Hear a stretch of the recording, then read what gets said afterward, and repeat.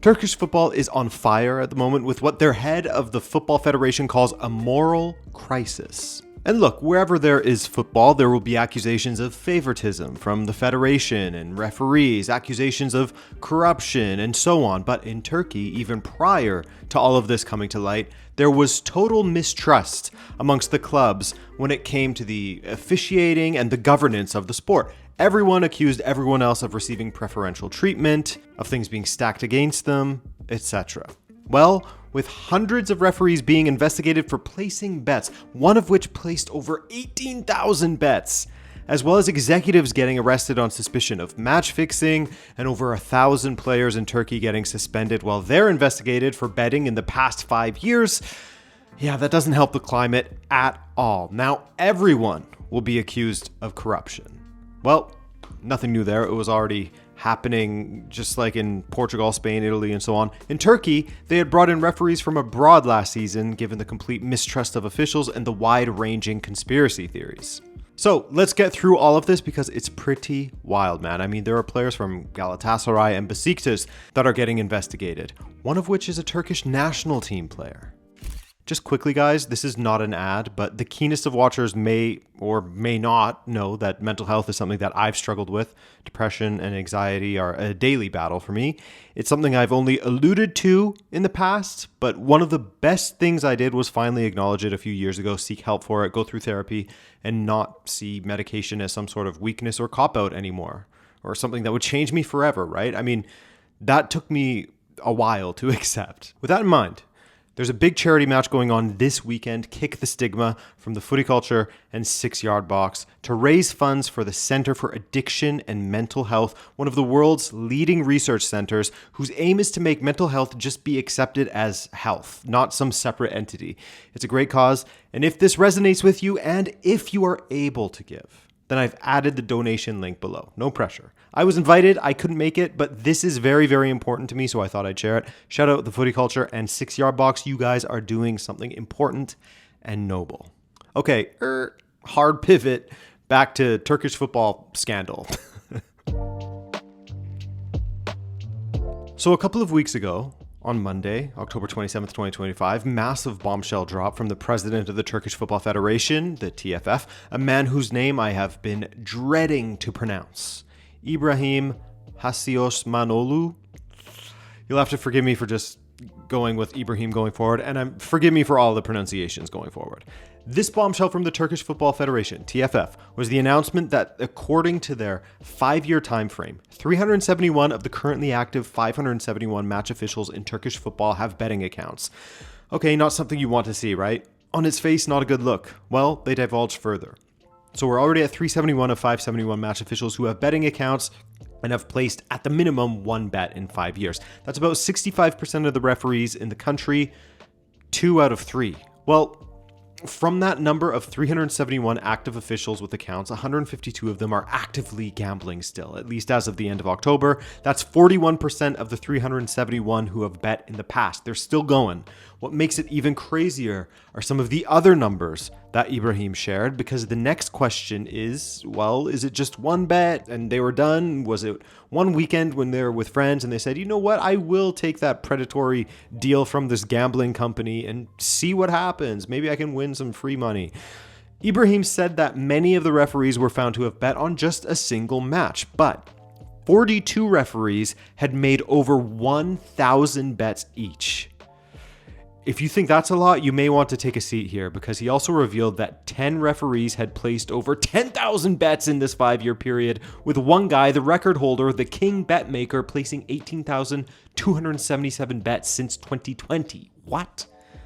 Okay, this man has some serious explaining to do. That guy is averaging 3,655 bets per year. That's 10 bets per day. I am not a betting man. Maybe I should be. I mean, you guys know how many predictions are always correct and have never been wrong and hopefully never will be. But to me, 10 bets per day, 3,655 bets per year, I mean, that sounds like a lot. So President Ibrahim also had this to say, quote, "Starting from today, our disciplinary committee will take the necessary actions. We are determined to clean our football from any shadow of corruption. There will be no exceptions. To elevate Turkish football to its rightful place, we must clean up all the dirt. I hereby appeal to our clubs. Just as we, the TFF, clean up our own mess, our clubs must also monitor themselves and share their findings with the public. So that's all good and great. But now, here's the thing about Mr. Ibrahim. He was formerly the president of Trabzonspor and actually got his staff to lock the match day officials in a room for 4 hours after a match because he believed Trabzonspor should have had a penalty called in their favor during said match. Whew. He was banned from football for 280 days by the TFF, the federation of which he is now the president of. So clearly this guy's got it out for referees, right? Anyway, from that, the clubs had their reactions. They released statements, which all basically followed the same kind of line of thinking that this being revealed, including the names of those involved, is essential to rebuilding trust in Turkish football and cleaning it up completely. Fenerbahce, who threatened to leave the league not long ago due to the officiating and other calls of corruption, will feel particularly justified in their stance after this has been released. Trabzonspor as well, calling out the structural decay that they had been decrying for years, is finally being revealed. Things like that. So what's happened with the referees? The referees have been named, 7 of which have overseen matches in the Turkish Super League this season. The list was posted by the TFF. Of the 152 that are actively gambling still, 149 of them have been suspended for 8 to 12 months, and they released a joint statement claiming that the allegations are outrageous and that they had never placed any bets on matches that they had overseen. Now the thing is that under the FIFA Code of Ethics, when it comes to ethics of referees, this is what it says, that when it comes to officials, they simply cannot participate, or in their words, they are forbidden from participating in either directly or indirectly betting, gambling, lotteries, or similar events or transactions related to football matches or competitions and or any related football activities. It also says that anyone found guilty of this could receive a fine of over 100,000 euros or more. And that's not all. So after all of this, it was then revealed that the TFF had suspended 1,024 players from the Turkish 4th Division all the way to the Super League as part of this betting investigation. They just posted a PDF file that you can see online still with all of the names of the players who have been suspended during the investigation. I've linked to that in the description. Hopefully I haven't forgotten this time. So many times I forget to put the sources in. Some big names are involved, perhaps the biggest of which being Eren Elmali of Galatasaray and the Turkish national team, though he of course dropped out of this international window after the news of this. He said in a statement on Instagram, quote, "I want to make it clear that the reason my name appears in this file is because about 5 years ago, a bet was placed on a match involving my former team without my knowledge or involvement. Since that day, I have had no connection whatsoever to betting or this issue." You'll hear similar sentiments. His teammate, Metehan Baltic, was also named in the list, as well as Nasip Uysal, Ersin Destanoglu from Besiktas, all of whom, of course, deny wrongdoing. Uysal said, quote, "In my entire life, I've never even gone near betting. I've never downloaded a betting app on my phone. I don't have any membership or account anywhere. An account was opened on a betting site using my Turkish ID number without my knowledge. Through that account, 2 bets were placed using a bonus coupon, but I did not open that account and I did not play those bets." Interesting. So identity theft, I guess. Now, only 27 of the named players actually compete in the top flight in the Super League, with the grand majority, about 900 of the players, competing in the 3rd and 4th divisions in Turkey. Of the top flight teams, you can see this list on screen of how many players were named per club, and that 14 of the 18 top flight teams had a player named in the PDF. No. That's not all. It's not just the TFF and their disciplinary board that are doing investigations. The Turkish chief public prosecutor has been looking into suspected match fixing since April of 2025, and just recently, to go along with these other bombshells, have arrested a few individuals. Now, 21 people were detained by the authorities, including 17 referees, according to Turkey's state-owned news org Anadolu.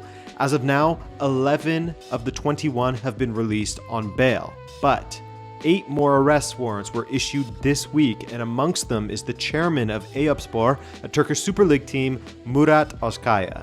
He and the other suspects are being accused of things ranging from abuse of office and match fixing and other charges. Former Kasım Pasa president Fatih Saraç was also arrested, but after providing his statement is one of the ones that was released. So again, not only is there the TFF investigations, but the chief prosecutor is involved as well, dealing with suspected match fixing, which I mean, this is a football YouTube channel. If you're here, then you are fully aware of how big of a deal that is, how it can change the trajectories of certain clubs, seasons, rob others, not just in the results, but potentially out of more money for finishing higher or winning a competition. Anyway, that's all on this topic for now. Quite the insane sequence of events coming out of Turkey. Shocking, but not super surprising given the kind of climate there surrounding football, which is basically what the team said in relation to the referees getting exposed. Shocked, but not really surprised. All right, guys, I appreciate you for watching. As always, if you're new, feel free to subscribe if you want more from me here. Other than that, take care. Later.